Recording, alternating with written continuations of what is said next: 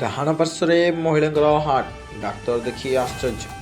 ବାମମଣ୍ଡଳରେ ଡାହାଣ ପାର୍ଶ୍ୱରେ ରହିଯାଇଥିଲା ମହିଳାଙ୍କର ହୃଦୟ, ଡାକ୍ତର ଦେଖି ଆଶ୍ଚର୍ଯ୍ୟ। ଭାରତରେ ଆଗରୁ ଘଟେନି ଏଭଳି ଘଟଣା। ତେବେ ସମ୍ପୂର୍ଣ୍ଣ ସତ୍ୟ ଖବରଟିକୁ ଆପଣ ନିଶ୍ଚୟ ଜାଣି ରଖନ୍ତୁ। ଆମ ଚ୍ୟାନେଲକୁ ପ୍ରଥମ ଥର ଆସିଥିଲେ ଏହି ଚ୍ୟାନେଲକୁ ଗୋଟେ ସବସ୍କ୍ରାଇବ୍ କରି ରଖନ୍ତୁ। ପ୍ରକୃତିର ନିୟମ ଅନୁସାରେ ମାନବ ଶରୀରର ଅଭ୍ୟନ୍ତରୀଣ ଏବଂ ବାହ୍ୟ ଅଙ୍ଗଗୁଡ଼ିକର ଏକ ନିର୍ଦ୍ଦିଷ୍ଟ ସ୍ଥାନ ଥାଏ, ଯେଉଁଠାରେ ହୃଦୟ ସାଧାରଣତଃ ବାମ ପାର୍ଶ୍ୱରେ ରହିଥାଏ। ତଥାପି ନାଗପୁରରେ ଏକ ବିରଳ ଘଟଣା ସାମ୍ନାକୁ ଆସିଛି, ଯାହା ଚିକିତ୍ସା ଜଗତକୁ ଚକିତ କରିଦେଇଛି।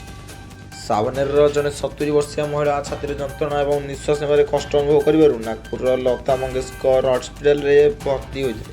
ପ୍ରାରମ୍ଭିକ ପରୀକ୍ଷା ଏବଂ ଇସିଜି ହୃଦରୋଗ ବିଷୟରେ ସନ୍ଦେହ ସୃଷ୍ଟି କରିଥିଲା। ପ୍ରସିଦ୍ଧ ବିଶେଷଜ୍ଞ ଡକ୍ଟର ହିତେନ୍ଦ୍ର ଭାଗବତକରଙ୍କ ଇକୋକାର୍ଡିଓଗ୍ରାମ ପରେ ଜଣାପଡ଼ିଲା ଯେ ମହିଳାଙ୍କର ହୃଦୟ ବାମ ପାର୍ଶ୍ୱ ବଦଳରେ ଡାହାଣ ପାର୍ଶ୍ୱରେ ଥିଲା।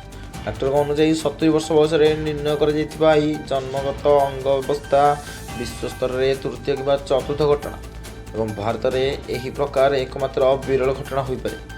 ଉଦ୍ଘାତ ପରେ ମିଳିଲା ବଡ଼ ଖୁଲାସା। କେବଳ ରୋଗ ନିର୍ଣ୍ଣୟ ନୁହେଁ, ବରଂ ଚିକିତ୍ସା ମଧ୍ୟ ଅତ୍ୟନ୍ତ ଜଟିଳ ଥିଲା, କାରଣ ହୃଦୟ ଡାହାଣ ପାର୍ଶ୍ୱରେ ଥିବାରୁ ସମସ୍ତ ରକ୍ତବାହୀ ନଳୀ ମଧ୍ୟ ବିପରୀତ ପାର୍ଶ୍ୱରେ ଥିଲା।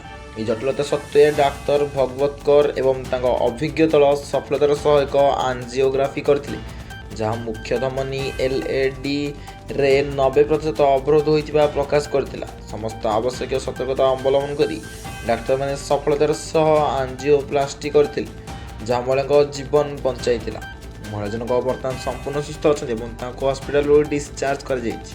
ଏହି ସାଧାରଣ ସଫଳତା ପାଇଁ ପ୍ରତିଷ୍ଠାନର ଉପାଧ୍ୟକ୍ଷ, ବିଧାୟକ, ଡାକ୍ତର ଏବଂ ମେଡିକାଲ କଲେଜର ବରିଷ୍ଠ ଅଧିକାରୀମାନେ ହୃଦରୋଗ ବିଭାଗ ଦଳକୁ ପ୍ରଶଂସା କରିଛନ୍ତି। ତା ସହ ଆମେ ଦେଖା ହେବା ଅନ୍ୟ ଏକ ଖବର ସହିତ। ନମସ୍କାର, ଜୟ ଜଗନ୍ନାଥ, ଜୟ